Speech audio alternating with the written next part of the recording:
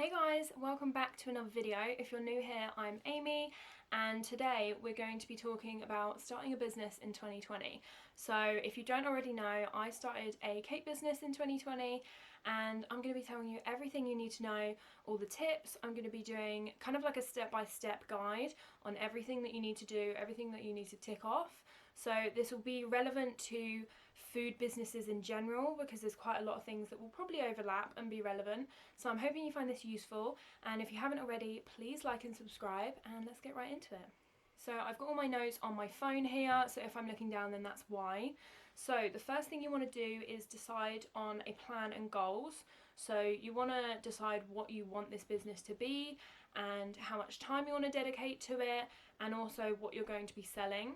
So I decided that I wanted this to be a full-time job. I wanted to leave my previous job altogether, and the only way that I could do that is by making this a full-time job.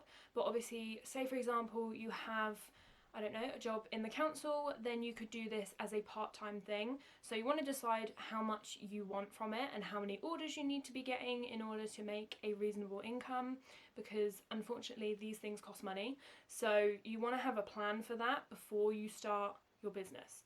So you want to decide whether this is going to be a home business, a store business, or an online business. I decided I wanted to do it all from home, but you can sell things on Etsy, for example, postal orders, anything like that, which can be really successful.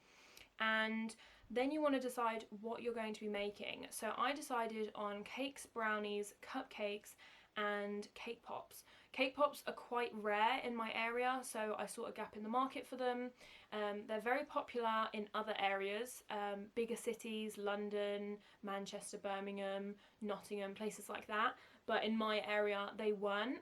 They're getting more popular now, but I find that they seem to be quite a popular order because they're not as common in this area. So you want to be finding what is good for your area, what there is a gap in the market for, because then maybe you can be the person to fill that gap. There's also things like blondies, cookies, tray bakes, anything like that. I personally don't have the recipes for them, that's why I haven't done them, but maybe in the future, once I've got those recipes sorted and perfected, then I will. So the next thing you want to do is decide who you're catering for. So I have decided that I'm going to be catering for vegan and gluten-free, as well as any normal diets. I cater for any allergies, depending on what they are, obviously. You need to decide what you can cater for. I used to be vegan, so I know quite a few recipes that I've perfected, so it's easy for me to make cakes for vegans and brownies, things like that. So you want to decide who you're catering for, whether it's, you know, completely no allergens and normal diets, or vegan only. So you can just decide what you're going to be targeting. Then you want to look at nearby bakers, so like I did, see if there's a gap in the market, and also see what type of products and prices they charge, because you don't want to be overcharging for your area, and you also don't want to undercharge, because the thing is, like, I've noticed this as well, unfortunately, with people like unregistered bakers in your area, because there's a lot of startup businesses from COVID, if they're undercharging, then it can make someone who is charging an average price look very overpriced. Because if someone's charging £10 for a cake and I charge 40 or 60, it's going to seem overpriced. But if they're not registered, they don't have insurance, that all comes into it. So you need to be thinking about your overheads as well, and especially if you rent a industrial kitchen, which some people do. I luckily have one in my home which I can use for baking. So it all comes into it, so you need to evaluate your costs when you're thinking about starting this business as well. So the next thing is choosing a name, which can be really hard for people. It came quite easily to me. So I've seen a lot of posts on like Facebook and stuff where people say like, how did you get your business name, and finding something that has a ring to it. I wanted something that if you searched for it, it would be easy, and also something that's just memorable. So I just went for Sweet Things by Amy. I don't really know how I came up with it. I just kind of thought of it and then ran with it. But it's easy because if people search for like sweet treats or sweet things, then it's going to come up. So it just makes a search easier because it's not too refined or like unrelated to baking. That's why you find a lot of people go for like beautiful cakes, or, you know, things that are alliterations, because it's more common to come up with. So just think about something, whether it's sort of personal to you, or if it's just kind of a general name but you like it, either is fine, but just make sure you stick with the same one, because you obviously want to be able to keep the same name for all social medias, all business names, emails, everything. So you want to make sure that it's also available, that no one else has taken it. So yeah, that's all stuff to consider when choosing a name.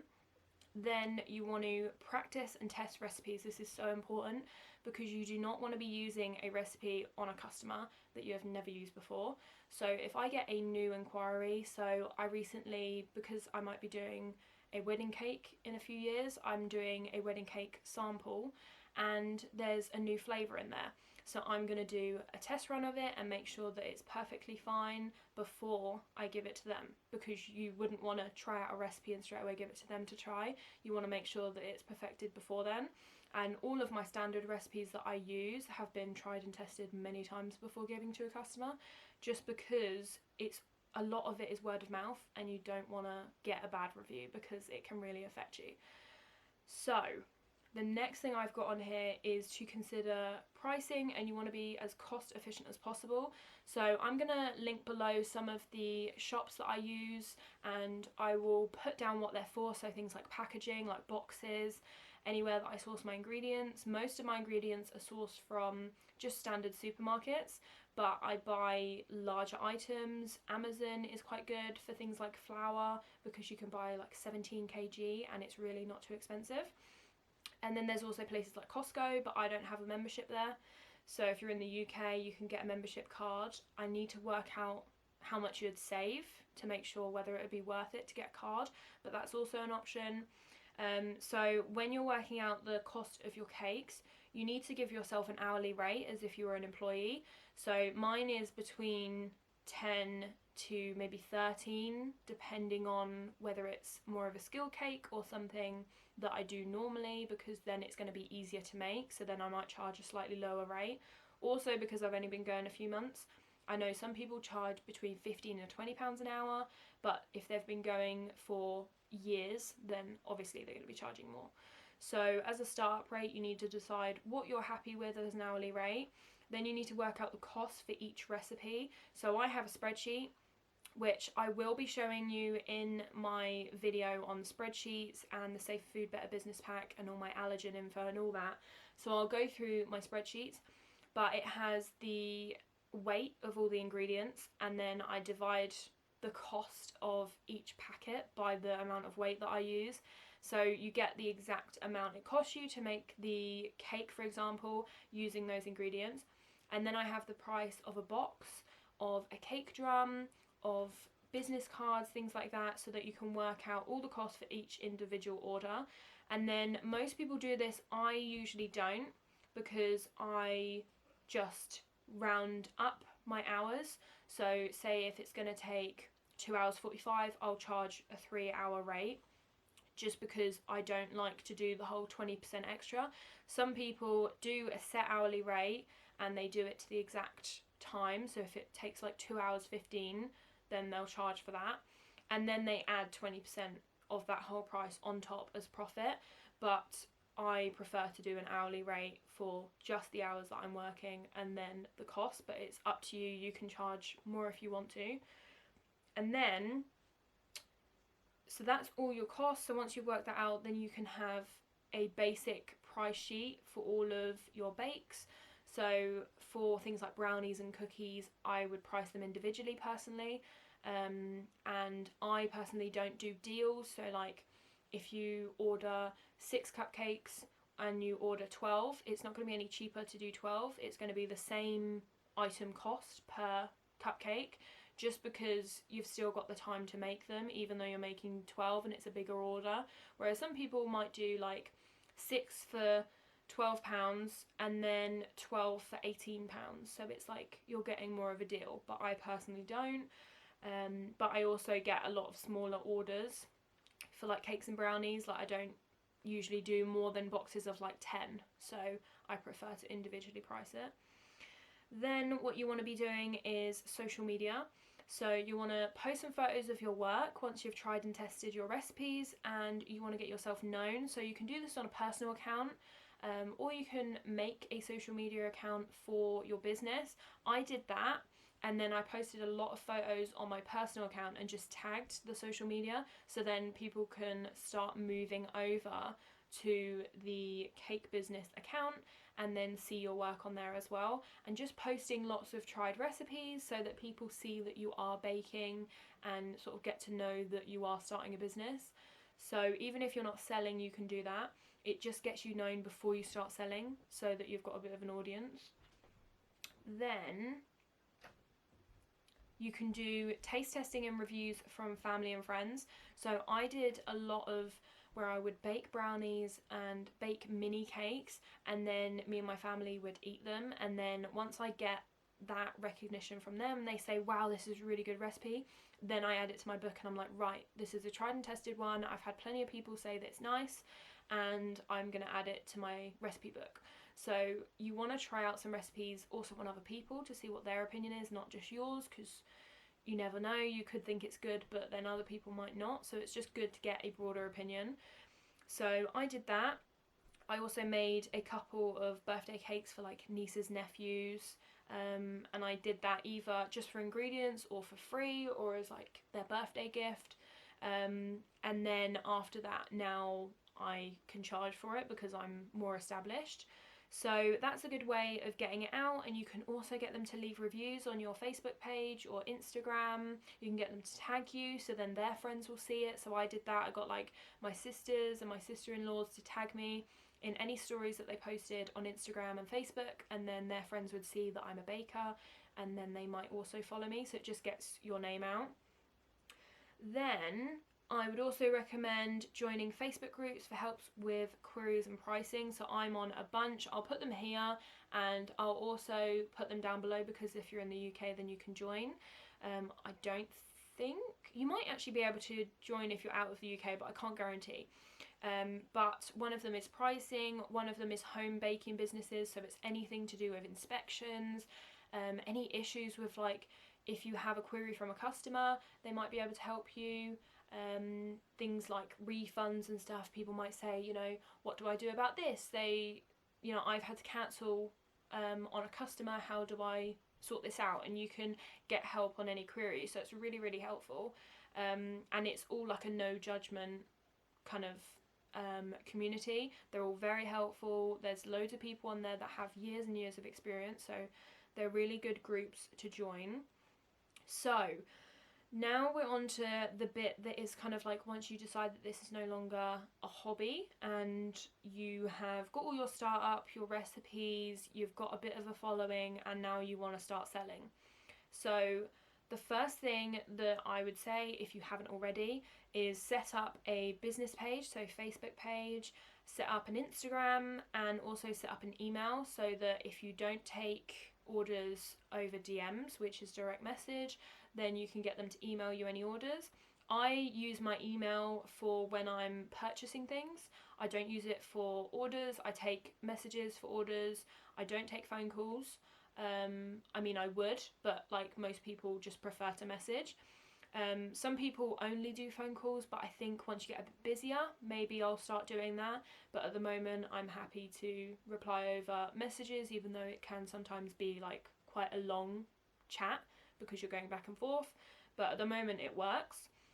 So I would say email is good for if you're ordering supplies, if you're ordering, say, business cards, when you're ordering that stuff, it's good to use a business email because then it all goes to one place. It doesn't get mixed up in all of your personal stuff. So any business cards I've ordered, any like logos, anything from like Etsy, I always use my business account because it just means it's all in one place. I can find all my receipts and everything, and all my like proof of postage, it's all on there in one place. So once you've done that, you need to register with the government. So you go on the Gov UK website. I'll put the link below, and I'll also put a screenshot here. But it's very sort of like difficult because you can be trading before you register. You're not meant to be. But the advice that I saw, obviously if you know that you're going to be trading, say in a month, register straight away. But if you've already started trading and you didn't realise that you had to register, then just register as soon as possible, which is kind of what I did. So I was planning to start actually trading middle of June. So at the beginning of June, I realised, oh, I need to register. And they say ideally give it 28 days, but on the food agency standards, I think it is, or I'll put it here, but I'll put a screenshot of it. But it says if you're already trading, just register as soon as possible. So you don't have to worry, like you're not going to get into trouble if you've been trading. Ideally, you want to be, you know, not trading for very long before you then register. Mine was literally like 2 weeks. And then when I registered, I put the date that I wanted to be trading, and then they got back to me on the 1st of July, which was 2 weeks after I'd already started trading. But it worked out fine. Just, you know, maybe don't be trading for like 6 months. But yeah, register as soon as possible. You can put in any date that you plan to start trading in there, and it will ask you whether you're like self-employed, if you're a limited company, your address, because when they eventually come to inspect, that's where they'll go. All of your contact details, what you'll be catering for. So say if you call yourself a restaurant, if you're a cafe, because then people are coming in, so that's slightly different. If it's a home business where, you know, no customers come into the premises, then it could be slightly different, especially with COVID. So it will ask you all questions about that. I'll see if I can put the form here so that you can see some of the questions, but if I don't, then you know that it's because I couldn't get onto it. And then you want to prepare for your inspection. With COVID, these are quite delayed. Mine, I registered in June and I only had it in October, so they're very, very delayed. Some people registered in February and they still haven't had theirs. It's just, you know, I think because it's a very low risk business, working from home and having a cake business from home, they are delaying them quite a lot and prioritising the more higher risk companies and like restaurants, stuff like that. So I actually did a video on preparing for an inspection, so I'll put a ticket up here. And it was how to get 5 stars on your inspection. So it gave you all the information you need to know. And I'm going to be going through all the paperwork in a separate video, which should be going up next week. So yeah, I'll be going through all the paperwork that you need to have ready for your inspection. So I will talk about that in more detail in that. So next thing I would say is advertising. So word of mouth is probably the most important. I've found that people telling their friends about a cake they've bought from me is the biggest way to get the word out, and like family recommending you, stuff like that, is word of mouth is just the best way, because if someone raves about something that they've had from you, then it's just an honest review, so they know that it's real, like it's a real person saying how good the cake was, or you know how their son loved the cake that you made for them. It's just more relatable when it's a real person giving that review. So rather than just you posting photos of amazing looking cakes, it's also about how it tastes. So it's good to get word of mouth and reviews. So I have a bunch of reviews on Facebook, and because people have to write those up, they're sometimes harder to get. So it's just making sure that you like get on top of it and ask people for reviews just in the nicest possible way, and sort of don't put any pressure in making it a rush. So just say, you know, hi, I hope your cake was lovely and you enjoyed it and they had a great birthday or whatever the occasion was. If you don't mind, please could you leave a review on my Facebook page, the link's below. This would really help me in, you know, my business, all of that, and just be really polite about it, and 9 times out of 10 they'll do it. So yeah, and I'll put my Facebook page here so you can see what the review section looks like. There's also a community page where people can post photos of their cakes. And on my Instagram, I've got a lot more because people tag me. So I post their stories that they've put on their profiles, and then I repost them to my profile. So then you can go on my highlights and I have a whole review section on my Instagram. That way people can just click through there and see that all these real people have ordered from me and all of them are really impressed. So it's just a nice way for people to see that you have real customers. And again, if you're starting out and you don't have any reviews, get family to tag you in photos that they post, get family to write reviews, because even if it is from family, as long as it tastes good, then it doesn't matter. So in terms of packaging and logos, things like that, I'm going to put them all on the screen, so I'll put it somewhere. So for logos and packaging, you want to choose an aesthetic. I chose a pinky gold kind of theme, like neutral colours as well. So like baby pink was kind of my colour. So I went for this logo, I'll put it on the screen. It's a girl sat on an oven in a apron, and it just says "Sweet Things by Amy," and I absolutely love it. So I got this off Etsy, and it was by Beatrice, and it was £16, and I thought it was well worth it. She gave me a JPEG and also a PNG and another one, I can't remember what it's called, but it basically meant I could use it for a logo. I can use it like digital logo. I can use it for printing and it will be in high quality, so I can use it on invoices. I use it on emails. I also use it on stickers, so I transferred that logo and went on to Vistaprint and used it to print off stickers. And it was a good enough quality. So yeah, it was really, really good. She gave you 3 different types of files. So that's what I got my camera cut out, so I just had to change the battery in it. So excuse if I'm starting at a different point. But yeah, in terms of packaging and stickers, I get them from Vistaprint, Banana Print and Etsy mostly. So my business cards are from Vistaprint. You can probably get them cheaper elsewhere, but I wanted something that was easy. I wanted them quickly. So I'll put a photo of what I went for on the screen. I designed it myself and then put my logo on it. And you just want it to have email, Facebook, Instagram, any socials that they can tag you in, and just a little message on there. So I think I just put "thank you for your order," and it was pretty simple. And they were £15 and I got 250. So the next thing you need to think about is level 2 food safety and hygiene. So you have to have this if you're a food business, and it's basically just a course that you pay for. I think mine was £12.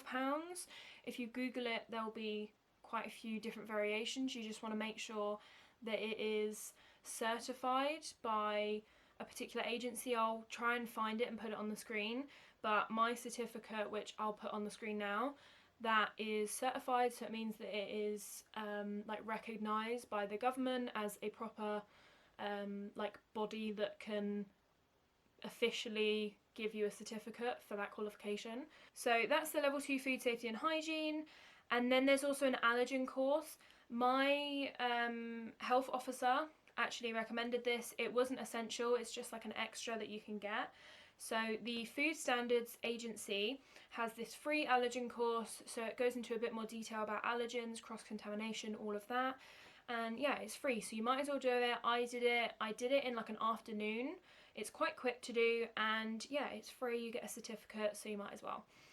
And then there's also things to consider like insurance. So I would definitely recommend getting insurance, because if in the unlikely occasion something goes wrong, and say someone has a very bad allergic reaction to something, God forbid, you want to be insured, because you don't know what's going to happen. You don't know if you'll get sued. So it's just good to have insurance so that you're covered. And mine is £12 a month. I'm with Simply Business. It's quite a popular one for people to go for. So yeah, I think £12 a month, it's definitely worth it to make sure that you're covered. And mine's covered up to £1 million. So yeah, it's definitely worth it. So later down the line, there is registering with HMRC. You won't need this straight away, because there is a threshold that you have to hit. So when you're meant to register is either once you've hit £1,000, so that doesn't include any expenses, so it's literally once you've earned £1,000. It's not £1,000 profit, you know, minus all your expenses, all of that. So it's either when you hit £1,000, or from my understanding, you can do it at the end of that financial year. So like I registered in June and I didn't hit 1,000 for a couple of months, because obviously you're establishing a business, and it's now October and I'm going to register for April. So it means that in April I'll submit a tax return, send in all my receipts, all my expenses, any profit, all of that, and then I will be registered from then. So my understanding is that you can do either of those. You can either register when you hit 1,000, or you can do it that financial year. Either is fine as far as I'm aware. And then the last thing I've got on here is reviews, which I briefly touched on, so I probably don't need to go into. But yeah, it's just once you're all up and running and you've got your first customer, it's just making sure that you're getting those reviews, you're getting that feedback so you know how to improve. And yeah, it's just really helpful to get those reviews. Hopefully you don't get any bad ones, touch wood. I haven't had any yet. But you know, it's all constructive, hopefully. You know, there's always something that you can work on. I feel like everyone has room for improvement, so it's always good to get reviews and get feedback on your cakes, because if they are amazing, then you know just to keep it up. And if there's a few things to work on, then it's just going to help you become an even bigger and better business. So yeah, that is everything. So I hope you found this useful, and if you're starting a business, then please let me know down below, because I would love to know what it is you're doing and what inspired you, and yeah, all the details, because I'm just nosy. But yeah, I hope this was helpful, and if you did find this helpful, please give it a like and subscribe, and hit the bell if you want to watch my other kitchen inspection and food business related videos, because there's going to be a couple more, because I recently had my inspection. So yeah, I will see you in the next one. Bye!